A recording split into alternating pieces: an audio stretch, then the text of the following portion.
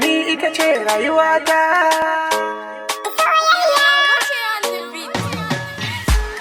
A ina kike ni ban ganki ba, ni ban ganki ba, kuma kika sani a rayuwa masoyiyata ba zan gina miki ba. Kinga da soyayya na fito, haka da ita zan koma gida.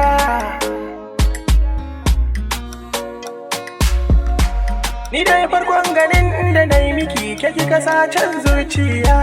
Kin yi kwalliya da abaya, muka haɗa idan kika yi dariya.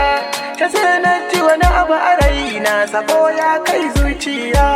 Dan Allah ne roƙo ki dan tsaya, na faɗa miki abin da ke cikin raina. Soyayya,